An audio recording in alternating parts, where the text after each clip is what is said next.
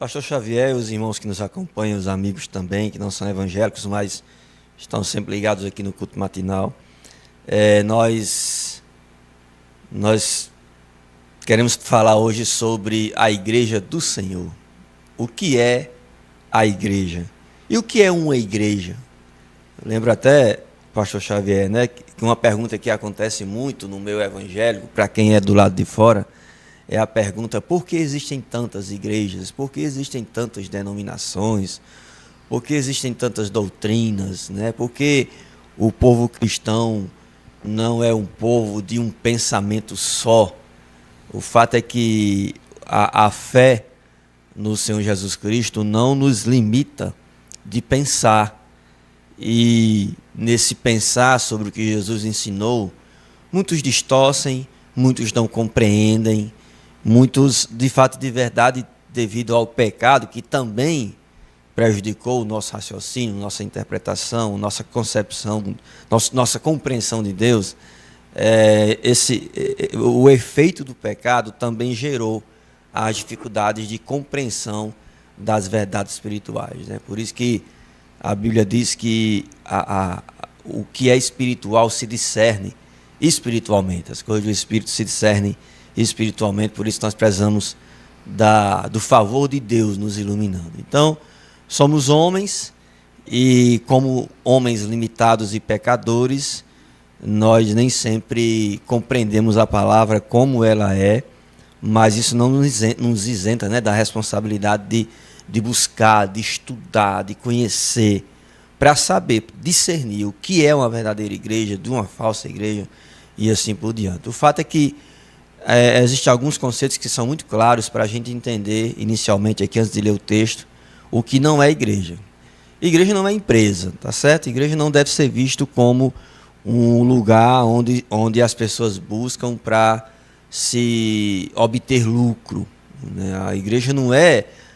Jesus não deixou a igreja com essa intenção, com a intenção de fazer as pessoas pobres se tornarem ricas. Não, essa teologia da prosperidade, ela é herética, ela é satânica, porque a prioridade do evangelho está na salvação do homem, na salvação da alma do homem, no perdão de pecados. O que é que adianta um homem ganhar o mundo inteiro e perder a sua alma? Foi o que Jesus Cristo disse aos seus discípulos.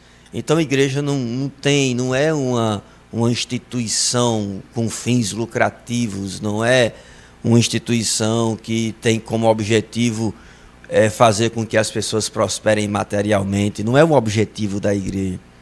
A igreja também não é propriedade particular de uma pessoa.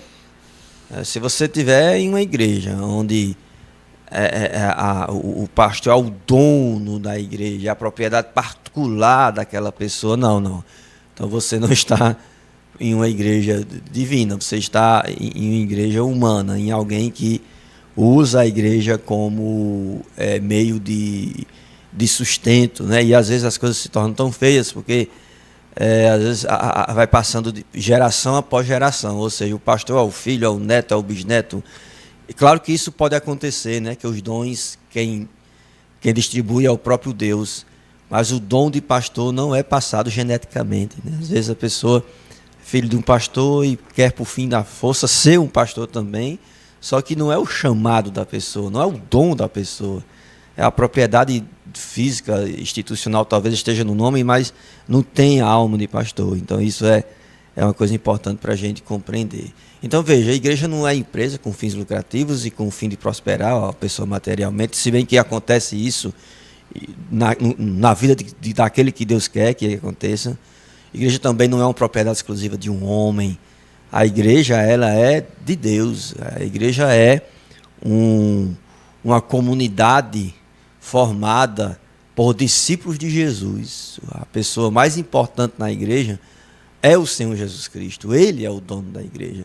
Os homens vêm, pastores passam, mas o nome de Jesus, a pessoa de Jesus, não pode deixar de ser a pessoa mais importante da igreja, porque a igreja é a comunidade dos santos, a igreja é o rebanho de Deus, são pessoas que Deus regenerou, está no processo de santificação, e Deus cuida dessas pessoas por meio de outras pessoas, a quem ele dá dons, e cada um com seu dom vai cooperando para que aquelas pessoas que se entregaram a Cristo cresçam, amadureçam e produzam muitos frutos do Espírito Santo na sua vida, e também frutos nessa sociedade, a justiça, a bondade, a paz.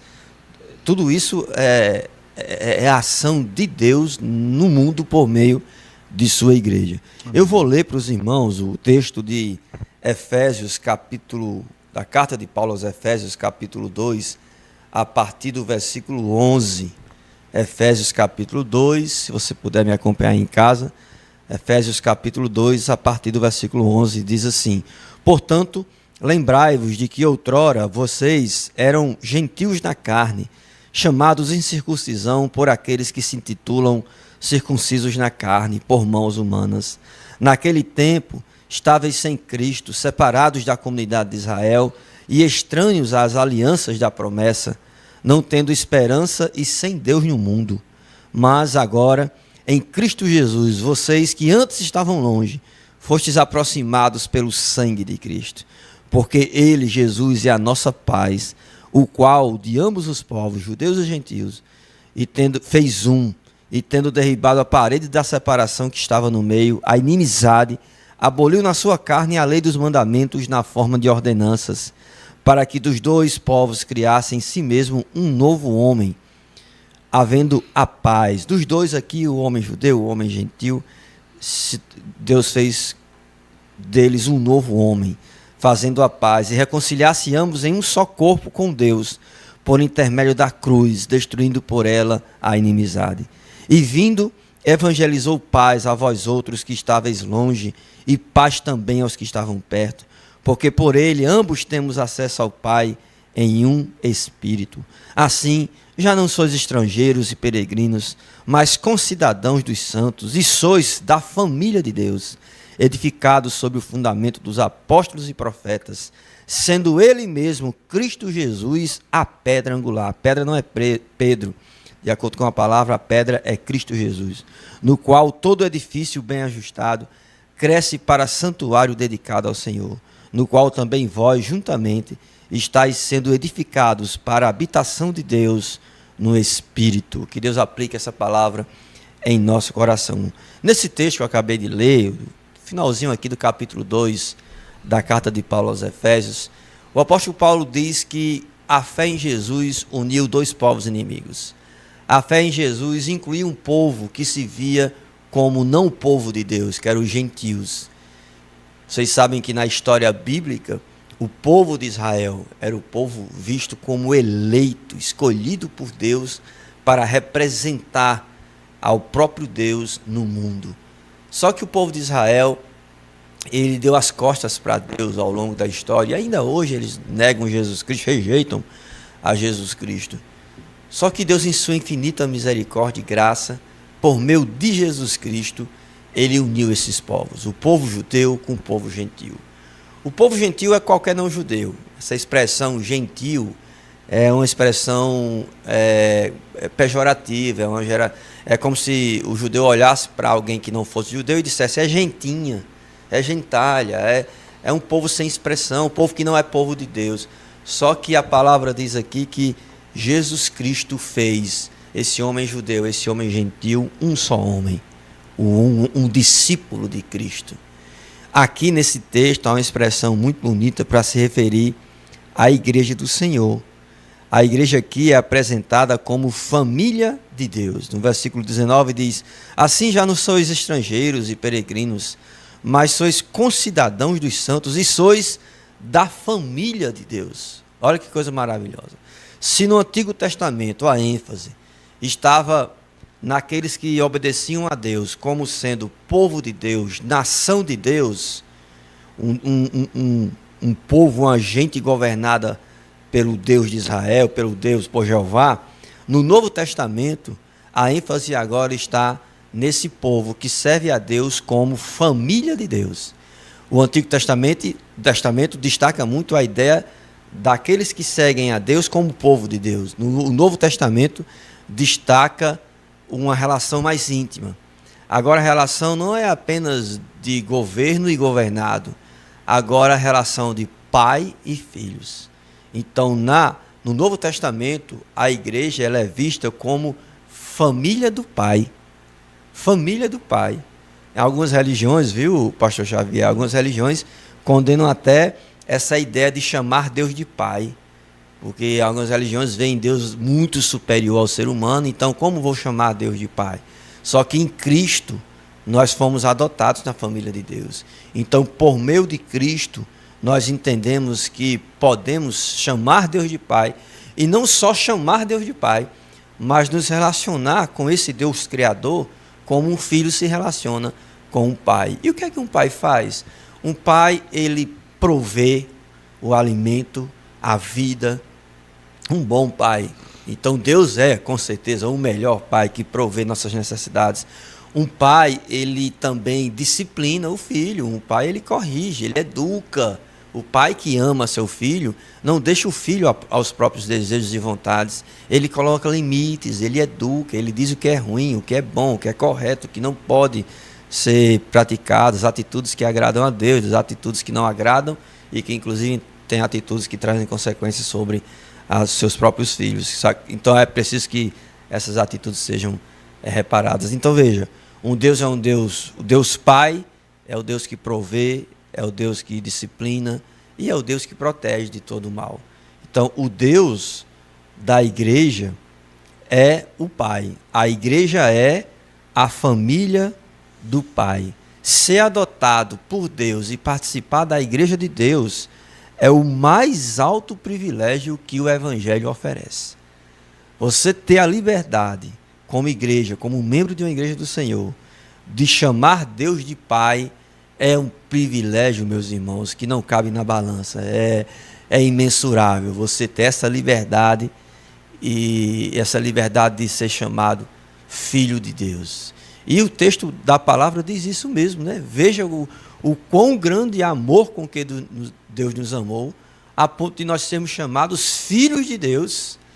Olha que bênção. Então, a igreja é a família do Pai. Na igreja, nós nos tratamos como irmãos, filhos do mesmo Pai. Nós fomos gerados do Espírito Santo. Nós fomos gerados espiritualmente. Então, veja que a igreja é uma comunidade, sobretudo espiritual. Pessoas que nasceram de novo fazem parte da igreja. Ora, a igreja também, meus irmãos, nas Escrituras, ela é chamada de corpo de Cristo. Nós somos o corpo de Cristo. Jesus é o cabeça desse corpo e nós somos os seus membros. Quando a Bíblia coloca Jesus como cabeça, está dizendo que toda autoridade sobre a vida da igreja pertence a ele. Engana-se quem usa a igreja com fins escusos ou aos seus próprios interesses. Deus há de cobrar todo aquele que manipula a igreja de Jesus, ou explora a igreja de Jesus, ou age com desonestidade para com a igreja do Senhor. O próprio Pedro diz, né, que, aliás, o autor aos Hebreus diz, né, que nós não devemos, como pastores e líderes, tratar a igreja como se fôssemos dominadores delas. Pelo contrário, o cuidado da igreja, de quem lidera, é pelo exemplo, né, pelo amor, pela misericórdia. Porque nós, como pastores e líderes, discipuladores, nós não somos o cabeça da igreja. Só existe um cabeça, que é o próprio Jesus Cristo. E uma coisa interessante, que essa ideia de Cristo como cabeça não diz respeito apenas à sua autoridade máxima, soberana sobre a igreja, mas diz respeito também ao seu cuidado. Assim como a nossa mente articula, né, todo o nosso corpo, os órgãos, os membros, assim Cristo também, ele quem faz com que tenhamos essa unidade, tenhamos esse pensamento coerente com ele e uns com os outros, que nos permitem amar uns aos outros. Há uma relação de interligação na igreja, há uma interdependência, há uma edificação mútua, as juntas que Paulo fala também em Efésios, que cooperam para a saúde do corpo. Não existe cristianismo fora da igreja. Não existe essa ideia de dizer, não, eu posso ser um cristão dentro da minha casa, eu posso servir a Deus aqui, sentado aqui de frente ao meu celular assistindo culto, no computador, na televisão, seguindo algum pastor online aí, algum influenciador cristão. A igreja, ela foi pensada por Deus para que nós andássemos juntos, literalmente juntos, e não de maneira isolada, cada um no seu quadrado. Por isso que essa ideia de desigrejado também é uma ideia satânica, né? Se é desigrejado, não é igreja e não faz parte da igreja do Senhor, está fora do rebanho do pastoreio de Jesus Cristo. Então, a igreja é o corpo de Cristo, e essa imagem do corpo traz essa ideia de interligação, assim como a ideia da igreja como família de Deus. Somos irmãos e devemos estar unidos naquilo que agrada ao Senhor. A ideia de da igreja como corpo de Cristo tem a ver também com a comunhão genuína, um amor, um compartilhamento das necessidades, uma partilha emocional, uma colaboração, uma cooperação espiritual. Um membro trabalha para que o outro esteja saudável. Se o dedo mindinho aqui é ferido, o corpo inteiro deve sentir.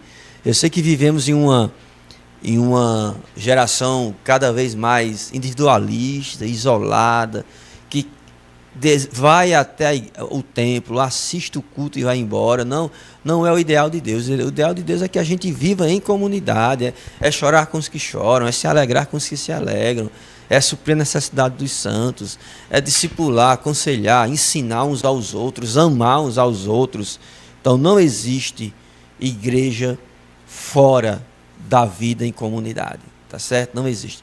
Ora, na sociedade, nós dizemos assim, que quando uma pessoa não quer se comunicar, quando uma pessoa quer se isolar, quando ela diz assim, olha, deixa-me aqui nesse quarto escuro, eu não quero ver ninguém, eu não quero conversar com ninguém. O que é que nós falamos geralmente? As pessoas dizem, olha, ela está depressiva, essa pessoa não está bem. Por quê? Porque o saudável é conviver. O saudável é estar próximo das pessoas, é conversar, é se comunicar, é ter amizades, sabe?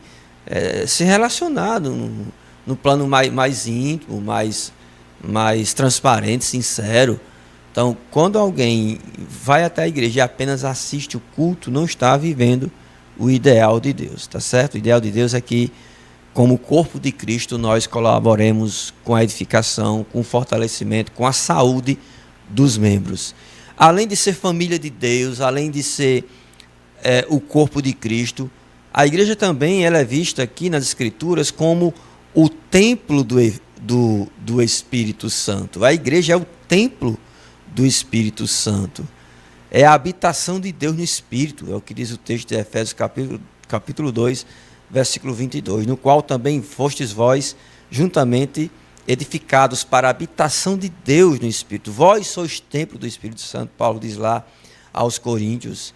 E vale só um destaque aqui, que a Bíblia diz que a pedra sobre a qual Jesus Cristo, aliás, sobre a qual a igreja está fundada, é o próprio Jesus Cristo.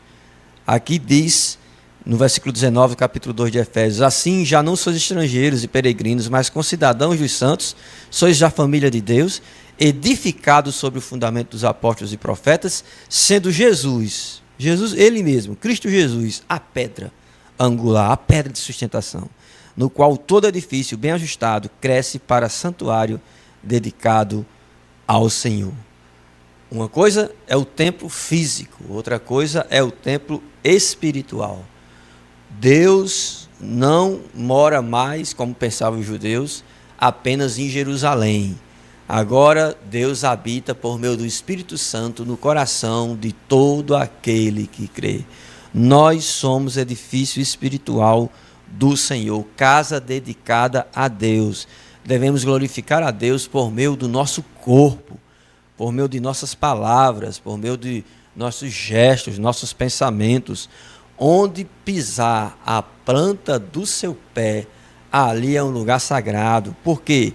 Porque não é mais o lugar, é você. Você é o templo. Deus está ali sendo representado por um discípulo de Jesus Cristo. Isso é uma verdade profunda que os crentes precisam entender. Você não pode ter um comportamento no templo, local, físico, e outro comportamento fora. Então, assim, no templo você se veste bem, você se comporta bem, você trata bem as pessoas, mas lá fora você é arrogante, você é malicioso, sensual, mente, invejoso. Não, não, não. Nós somos templo do Espírito do Senhor.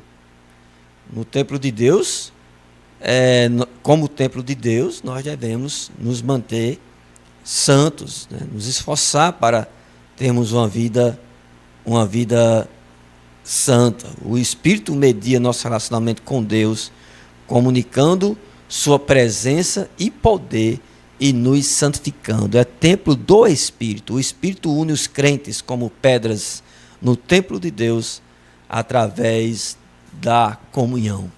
Cada uma pedra edificada, colocada ali na comunidade para a glória de Deus. E por fim, uma verdade maravilhosa aqui é que a igreja, eu ainda tenho mais um ponto aqui, a igreja é o palco da sabedoria de Deus. Olha que expressão bonita.